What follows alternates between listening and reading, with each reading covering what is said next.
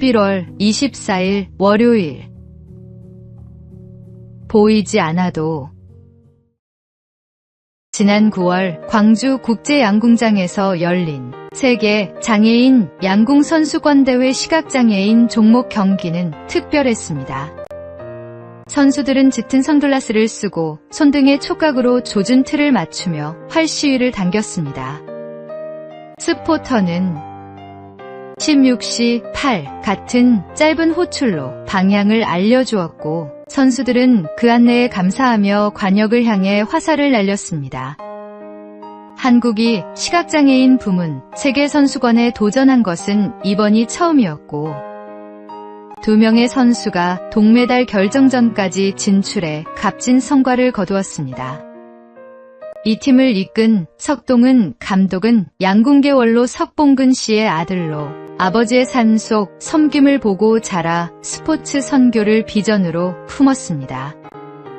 훈련장이 없어 돼지 축사와 비닐하우스를 전전해야 했지만 그는 기도 외에는 방법이 없었다. 하나님이 도움의 손길을 주셨다고 고백했습니다.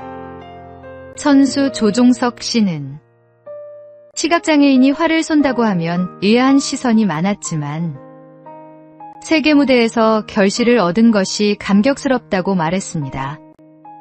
보이지 않아도 믿음으로 도전할 때 하나님께서 길을 여시고 감사할 조건을 채워주십니다. 오늘의 말씀. 그런즉 누구든지 그리스도 안에 있으면 새로운 피조물이라.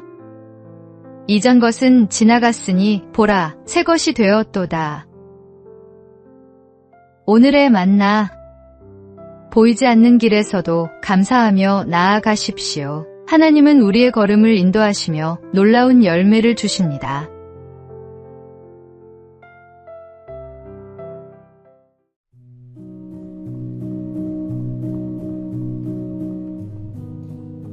(11월 25일) 화요일. 생명의 돌.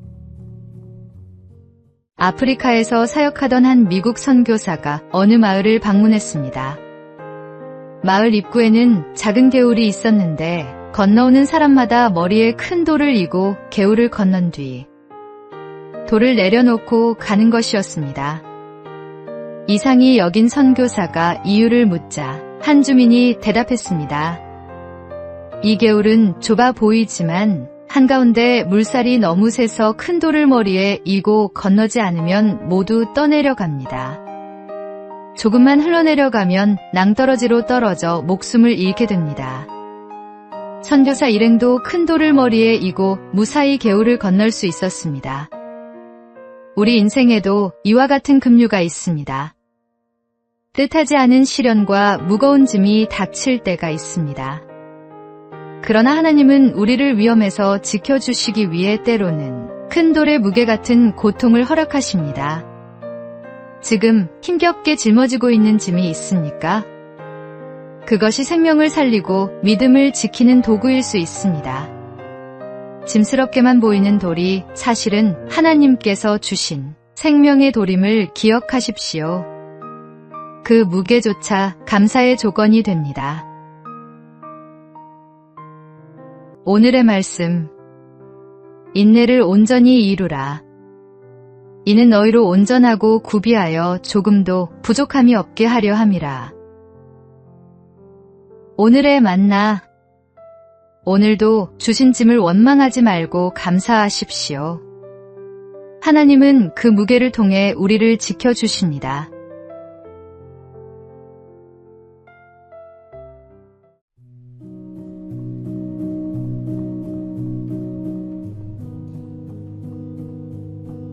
(11월 26일) 수요일. 유혹을 거절하다. 중국 춘추전국 시대, 노나라에 복무제라는 사람이 있었습니다. 그는 신부라는 고을의 원님이었는데 어느 날 제나라 군사들이 쳐들어왔습니다. 성문을 닫아야 했지만 성밖 들판에는 노랗게 익은 보리가 있었습니다. 대신들은 백성들에게 닥치는 대로 추수하게 하자고 권했지만 복무제는 단호히 거절했습니다. 결국 곡식은 모두 약탈당했으나 그는 이렇게 말했습니다. 백성들이 남의 곡식을 공짜로 얻는다면 앞으로 땀 흘려 일할 마음을 잃고 남의 것을 쉽게 빼앗을 수 있다고 생각할 것입니다. 그 해악은 10년이 지나도 고칠 수 없습니다. 우리도 종종 왜 나에겐 행운이 없을까 생각합니다. 그러나 하나님은 우리가 불로소득에 기대어 인생을 흐트러뜨리도록 내버려 두지 않으십니다. 성실히 땀 흘리며 사는 삶이 결국 가장 안전하고 복된 길임을 아시기 때문입니다. 오늘의 수고와 성실은 결코 헛되지 않습니다. 하나님은 그 과정을 통해 우리를 지켜주시고 감사할 열매를 맺게 하십니다. 오늘의 말씀. 내가 내 손이 수고한 대로 먹을 것이라.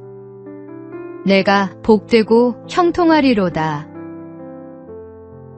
오늘의 만나.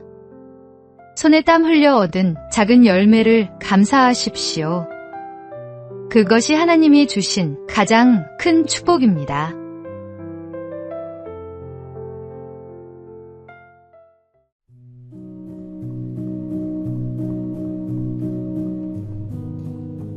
(11월 27일) 목요일. 편의점 불빛. 매일 같은 시간 편의점에 들러 삼각김밥 하나만 사가던 손님이 있었습니다. 여러 달 동안 이런 일이 반복되자 편의점 사장님은 걱정이 커져갔습니다. 그는 계산대 포스기에 신고 버튼을 눌러 구청 직원에게 도움을 요청했습니다. 뭔가 사정이 있어 보이는데 이분을 도와주세요. 알고 보니 그 손님은 배우자를 잃고 우울증을 앓으며 삼각김밥으로 끼니를 이어가고 있었습니다. 이후 그는 음식 바우처 서비스와 복지사의 도움을 받으며 조금씩 웃음을 되찾았습니다. 울산 남구에서는 편의점이 마을의 이웃 지킴이 역할을 하는 사업을 진행 중입니다. 편의점은 간단한 끼니를 해결하러 자주 들르는 곳이기에 사각지대의 이웃을 가장 먼저 발견할 수 있습니다. 지원이 필요하다고 판단되면 바우처를 지급하고 생계와 주거 지원도 제공합니다.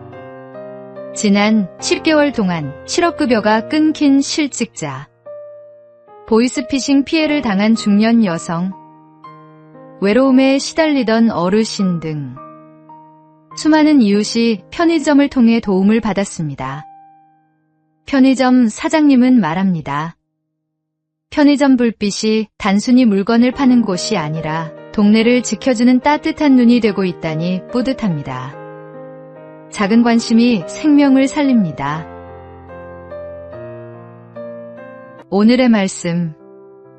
내 이웃을 내 자신과 같이 사랑하라. 오늘의 만나. 오늘 주변을 돌아보며 도움이 필요한 이웃이 있는지 살펴보십시오. 작은 관심 하나가 누군가에게는 삶의 희망이 될 수 있습니다.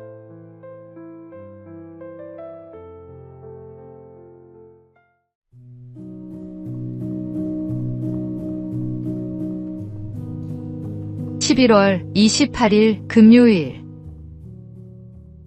끝까지 지킨 신뢰. 미국의 평범한 두 친구는 젊은 시절 농담처럼 한 약속을 나눴습니다. 만약 우리 중에 누가 먼저 복권에 당첨된다면 그 돈을 반씩 나누자. 그로부터 수십 년이 흘렀습니다. 이제는 서로 연락도 끊기고 얼굴도 잊을 만큼 멀어진 사이가 되었습니다. 그런데 정말로 한 친구가 복권에 당첨되는 일이 일어났습니다. 당첨금은 무려 2억 달러. 누구도 그 약속을 기억하지 못했고 말하지 않으면 세상 그 누구도 모를 일이었습니다. 그러나 그는 오랜 수소문 끝에 친구를 찾아내어 당첨금을 정확히 절반으로 나누어 주었습니다. 사람들이 놀라며 이유를 묻자 그는 담담히 대답했습니다. 수십 년 전이지만 우리는 그렇게 약속했습니다. 그래서 지킨 것뿐입니다. 굳이 지키지 않아도 될 약속이었지만 그는 끝까지 그 약속을 붙들었습니다. 약속은 말로만이 아니라 삶으로 지켜질 때 신뢰와 진실을 드러냅니다. 신앙도 이와 같습니다.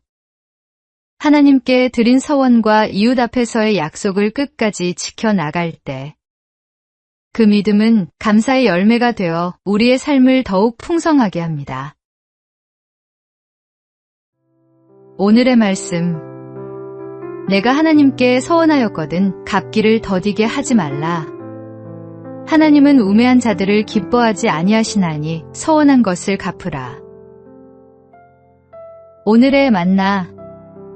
말이 아니라 행함으로 드러난 약속의 신실함이 하나님께 영광이 됩니다. 오늘 작은 실천 하나로 11월을 감사와 믿음으로 마무리해 보십시오.